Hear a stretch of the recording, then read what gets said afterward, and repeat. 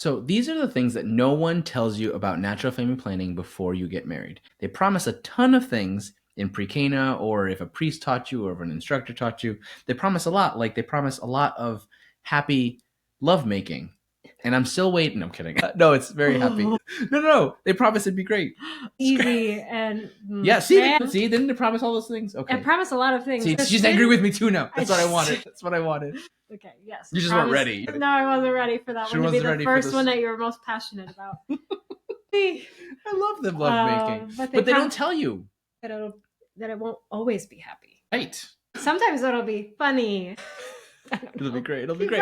No, but so welcome to the new episode of To Become Family. And we are Renzo and Monica. Do I have to introduce myself? We wrote the book Lovemaking. How to talk about sex with your spouse. That's the subtitle. So we are going to talk about today about what no one tells you about NFP as a newlywed that we wish people had told us before we got married. We are married for 12 years, almost 13 years. Yes. Is it going to be 13 by the time this comes out? No, it'll be close. And no, we have kids. We've done the NFP thing. We've been frustrated with NFP. We've even loathed it at times. And we're still married, and we're still committed to it. Still love that too. We're still all committed. the things, but yes, NFP has been part of our relationship, our marriage since before we were married. I was charting my cycles and understanding, but we've used NFP our whole marriage. Sometimes to try to conceive pregnancy, sometimes to try to avoid pregnancy, sometimes to just understand my health and our mutual fertility. And this is not an episode about why NFP is a Catholic thing, why we should use it, but this is just about things that we wish people had told us when we got married and say, hey, don't use contraception, use this instead. Number 1. Actually, no, wait, this is the list. I made 8. Okay, let's read the list real quick. They didn't tell us that can you read that? Yes, I can read this. Okay, tell us the 8 things that people didn't tell us. It costs money. It's not just one thing. It's a developing science. You're still open to life. Your husband will get frustrated, and that's okay. Your wife will get frustrated. Also okay. Trads think it's wrong. Casuals think it's dumb. And that's what I wrote. That is what you put down. That's what I put down. Well, am I wrong? Are those things? I agree. I think those things are conversation topics. Sorry, my shirt's a little wrinkled, but we don't have time for a word or change. You just wanted to point out for anyone that's watching on YouTube to look at your shirt. Yes. And he put this on really quickly, so I couldn't say anything. We are such a weird niche, guys. This is the weirdest niche you'll ever find of Catholic stuff. So if you're not watching on YouTube, Renzo's wearing a Dragon Ball Z Goku shirt, Super Saiyan shirt, and it's really, really bright orange. And she loves it. This is what she felt. She actually said yes to my proposal while I was wearing this shirt. It's not true. No, it should have been. Okay. It costs money. No one told us that it would cost money to practice NFP. Yeah. So one thing, like people will say do NFP, but then you have to get an instructor. Like you can't just You cannot self-teach, self-learn. No. NFP in the most effective way possible. You can try. I mean, you're welcome to do whatever you want to do. You have freedom, but don't do it though. Your way of doing it will not be as effective. It will not be personalized to your needs.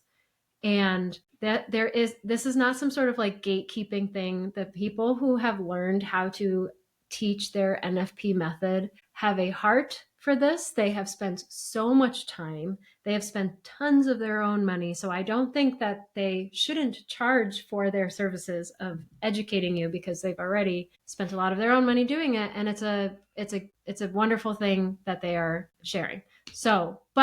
But so they don't tell us this is money, but it costs money. They don't tell us this is newlyweds. Like you hear the church doesn't agree with contraception. You should use NFP if you have reasons to avoid, reasons to not get pregnant, use NFP. But then I don't think, and then they give you a pamphlet like, look, check out these different methods, but they don't tell you that like you need to get an instructor part thing. Yeah. Especially with the way the internet is now, like you could look up all the methods yourself. You can look up and you could try to self-teach using things like ChatGPT or whatever, which we're going to get into later. Not this episode, next episode. But like there's just so many ways of getting information out there that I think leading with like you have to get an instructor and it's going to cost you money, but it's worth the investment. I think is a necessary conversation we need to have super early and not just drop this on couples and then them think that we're crazy for trying to get them to do NFP because they're like, it doesn't work. We failed this many times. Agreed. And I've seen several posts like in Facebook forums and like other places that are like Reddit is another place. Okay, great. So like other places, so that there is a frustration that it costs money. So that's why we're saying it now, in case you didn't know. Because you're like, our wedding budget is already so tight. Guys, this is worth more than the flowers or the photographer. Like, this is something that you will use for the entirety of your marriage. And it goes beyond the avoiding or achieving pregnancy. It's just so good for the couple to understand how the female body works, because this is not taught well in health class. So this is enlightening and will be useful for you in the future. So just put that in the wedding budget. If you're an engaged couple, if you're a newlywed, like put it in the budget, prioritize it. If this is something that you guys need to do, it's worth it, but it costs money. Number 2, it's not just one thing. What do you mean by that? I didn't really know what I meant by this one, actually. Did you mean there are several methods? That's kind of how I interpret it. That's exactly what I meant. Because I think people people hear NFP and they assume it's just one thing. Teach me NFP. And it's like, well, how much money you got? No, that's not what they say. No, but it's like, it depends. What are your needs? And it's not the calendar method, which I think, or rhythm method, which still needs to be said often. Yes. We talk briefly about NFP here in lovemaking, how to talk about sex with your spouse. But there's so much more in depth. There are options. NFP. There are a lot of options. Can you give a resource for where people can learn about all the options at once? Or put in the notes. Yes. So if you want to learn about the different options for NFP methods, you could check out fambase.org. Can you spell that? FABMBASE.org. It's run by Emily Frazee and Mary Bruno, who have both experts just as women. Mary Bruno is a certified instructor in one of the methods, so she is well knowledgeable in that. They have each practiced different methods, but they've just collected a lot of data and put it all in one place for you. And I do just want to add, you said the calendar method and the rhythm method. So a lot of people are like, well, I don't do that.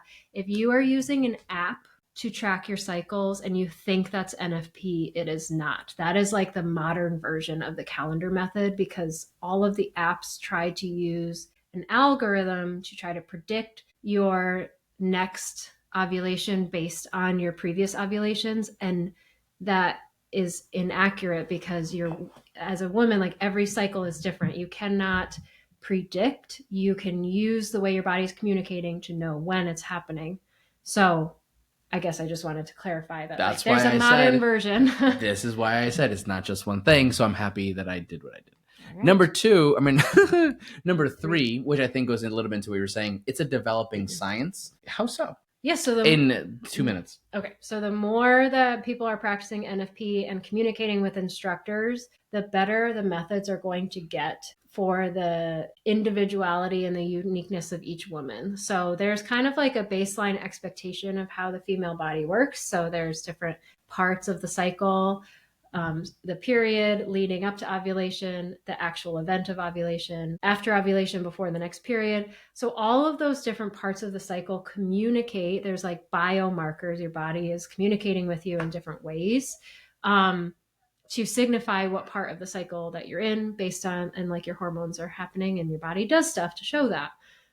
So the more that people are doing this and communicating with their instructors, and the more the instructors are communicating with the scientists and the researchers who are putting together these methods, the better it is, the more accurate it is, the more options you have for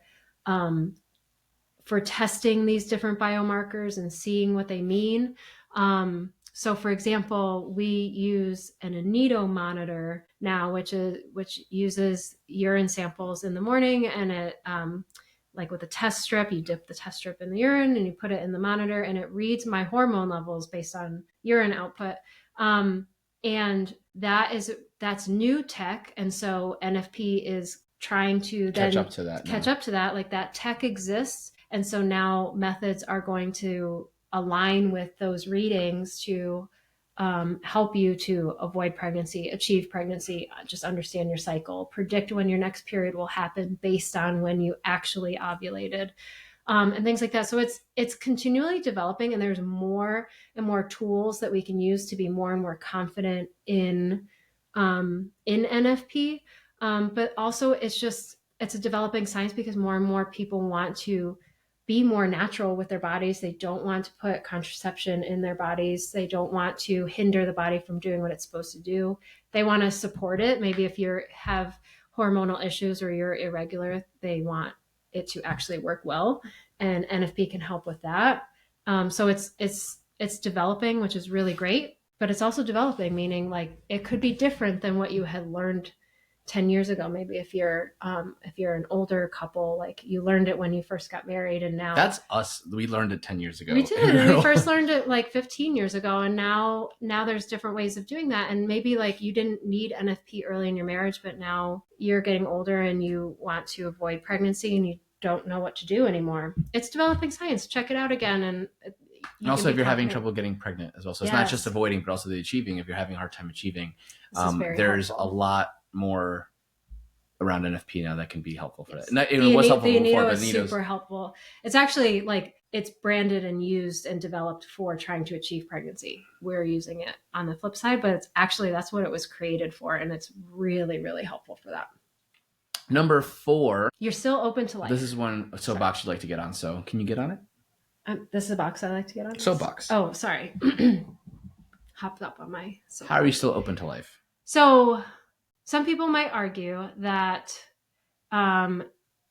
abstinence within marriage is still a form of contraception, using contraceptive mentality. So thinking that like when you choose to abstain from sex, avoid sex in order to avoid pregnancy, you are doing the same thing as using a condom or being on the pill. And I argue that it is not. The Catholic Church affirms that it is not that, because what she means when she says open to life is more ordered toward life. So every act of sex should complete with the man climaxing within the woman. PIV. Look it up. No, Don't. Safe search. Safe search. You could read Lovemaking, and we explain it well without being too graphic. But that all sex should be used the way it was created by God to be used and done. So God made the male reproductive system and the female reproductive system to be complementary of one another. They don't make sense without the other, that our bodies like have these pieces that go together, and that's on purpose. So all sex should be ordered towards life. It doesn't mean that you have to conceive every time you guys come together, Yes. Which I think is also a misunderstanding. I do want to add in there, and I want you to comment on it if it's okay. Yep. But there is, and St. John Paul II talks about this in Love and Responsibility, how there is, if you as a couple or if one of the spouses feels like I just can't be a parent right now, and like I am not open to the possibility of becoming a parent, that if it's that deep seated and it's that like if this, if we have a child is an absolute disaster morally for me because I cannot be a dad right now, like that couple cannot unite, because in the form of lovemaking. In a form of lovemaking, sorry. Mm-hmm. Like they should not be having S3X because because there's something that needs to be healed and fixed before that, because like that being NFP works, we are a testament that it does work in avoiding and achieving, but to if you have a block within your relationship that's just like we can't conceive because I'm not ready to be a father. Basically, if your solution to, if this were to lead to pregnancy, we would pursue abortion, like that. Like if you're Correct. kind of like, in that yes. mentality of like Mm-hmm. that is how severe and we would go there, then you do not have an abortion. You don't have an expletive. And I'll try to find where in Love and Responsibility says that, because I think some people might push back on that, but because like NFP is not 100%. It's also very close to 100%, but it's not 100%. Yes, the only 100% is total abstinence, mm-hmm. right? Oh, and I also for couples who face infertility, whether it's you're working on trying to address that concern, or there are couples that are like permanently infertile because of surgeries or things like that you just know that it's not possible. You are still open to life. All of your intimacy is still ordered to life, and you are still a fruitful couple. So another word that kind of gets thrown into this topic is fruitfulness. And your love can still, all married love should produce fruit. Often our first picture is like be fruitful and multiply is like baby, but like your love should still be fruitful, and that fruit should multiply in the world because you've taken two individuals, created something new, and that will create life in your community, in your home, on social media. Like, you should always be fruitful and like sharing God's love with other people because your marriage exists. So I also want to add that. Support it. Next one, your husband will get frustrated, and that's okay. So most husbands, what ends up happening is that because they have to abstain when they don't want to abstain, there ends up being a frustration, or because NFP is not that easy to learn, or it's not. It takes a lot to understand for a woman to fully understand her body, and I think sometimes when it's not clear cut and doesn't seem very black and white, the husband can get frustrated of like, well, I thought you said blank, but now it's changing because you have new signs. Like if you're using Creighton, like, oh, you had some signs today, so like now everything changed, even though you told me that it should be P+3 now, and like suddenly it came back. You could have frustrations there, and I think that's okay because that requires growth from the husband to relax, because it's not, you're doing this, your wife is doing this to learn her body. Like you've both discerned this is a good thing you want to do. Yeah. So this is part of the discernment, is that you're going to go through this process. And there's going to be frustrations. People are going to get upset.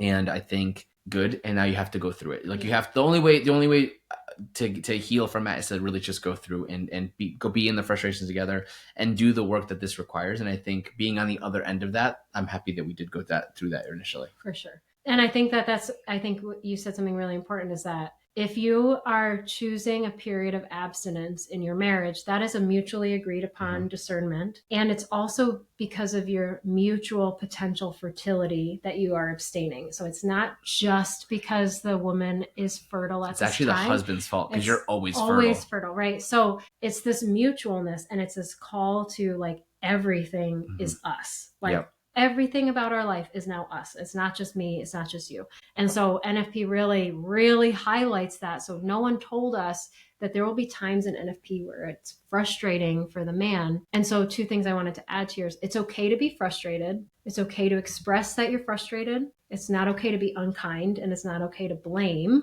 Things I never was.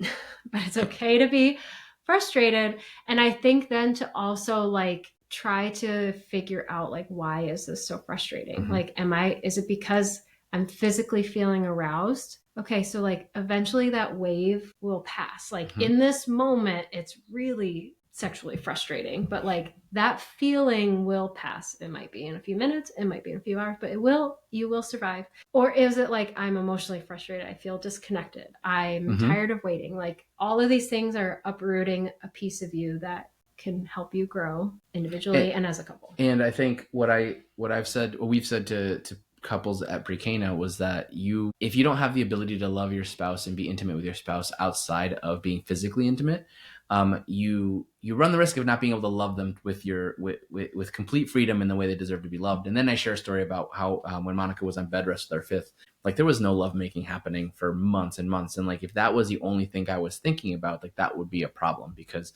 she required things of me, the kids required things of me. And if I had not had the virtue to be able to love her in those moments, I would have been completely unprepared. So if you feel called out by NFP, like I do think that's a good thing, because that's a requirement for you to now grow in virtue. You have to have self-mastery so that you can be free to love your beloved.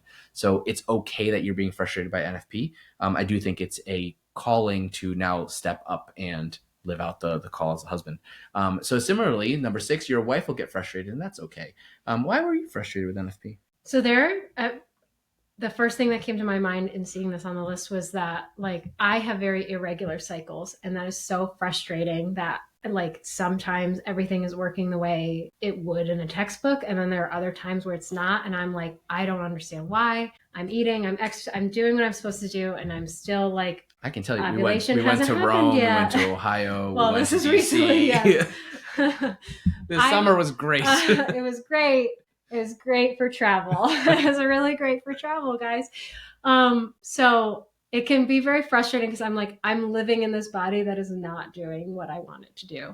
And then it can also be frustrating that like the timing is poor, and it can be frustrating when we were trying to conceive pregnancy and we weren't getting pregnant. I felt like it was all my fault. And part of that is highlighted by NFP, is it's like, you felt broken. I remember, I did feel broken, work the way I should. Right. And it's like part of that NFP can highlight that, like, yes, the woman is is a piece of the infertility that's happening here, and that can just be really frustrating. And so again, it brings this stuff to the surface, and it invites healing into areas that like are broken. So maybe your fertility is not going to break, but like I felt a lot of shame, and I felt really badly that like I'm preventing you from becoming a dad right now, and and my worth is less so because I'm not able to be a mom. And so that had to be brought to the Lord of like, my identity is not as mom or potential mom, but like my identity is me, and you love me for me. You didn't marry me because I could give you kids. You married me because you love me. And like, I hope for kids, so it's just like, oh, like I am frustrated, but like I love you. And it's the both and that NFP really highlights. But like NFP can often be sold as like, this is going to be so good for your marriage and you're going to be so happy. It is, but halvesies because it's so hard and complicated, not because it's like, oh, look, your beautiful body that works like this and you ovulated. How which spectacular. people have actually pitched NFP to us in with that tone of like, you're going to figure out how wonderfully made you are. And like, well, you got nice hair. The lots of cysts that I have on my ovaries says otherwise. Like, so like, yeah. Great, thanks.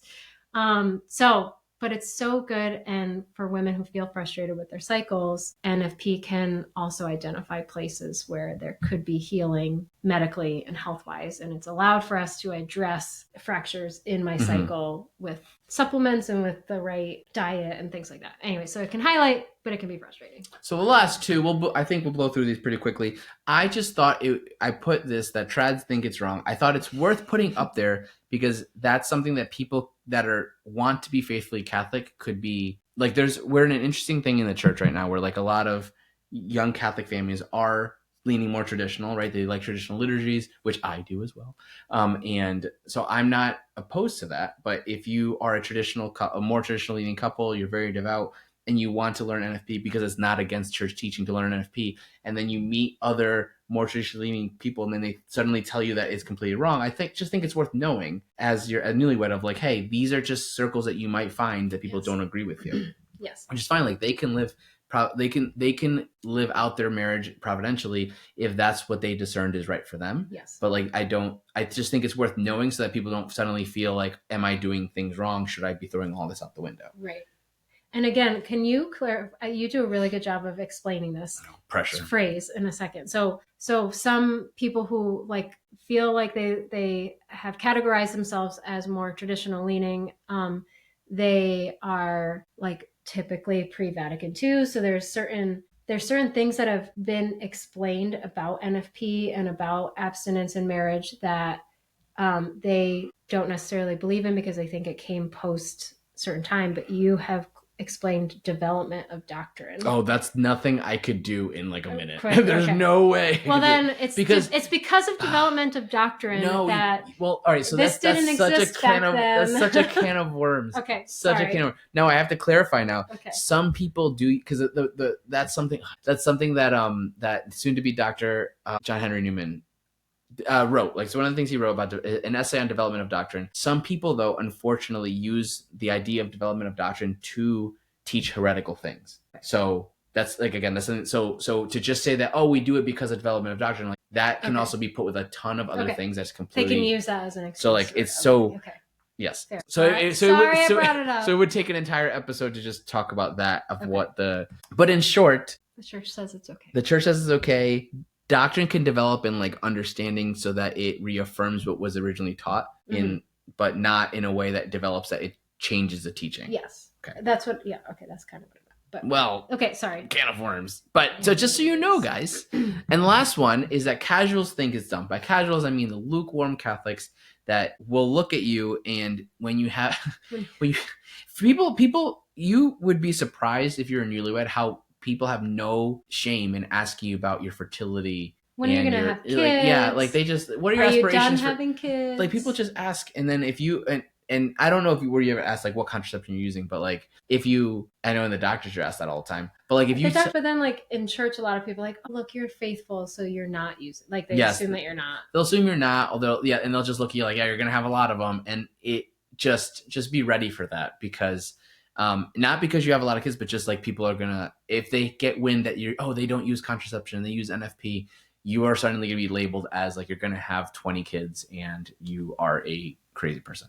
And that's just, and that you have no reason. Like they think that yes, you're they like, think you're an idiot. yeah. So I just think it's worth knowing, because no one, like, I kind of knew that was going to happen with us, but not to the same extent as like people have no shame in asking you things about how many times you and your spouse love make to make babies. Yep. Nope. I remember a really good comeback I had once. Somebody that we were in a group conversation and they said, "Do you guys have a TV?" And then my response was, "If you prefer watching TV over that, then you are doing it wrong." And that was a good one. I'm not normally witty, but I was in that moment. You were.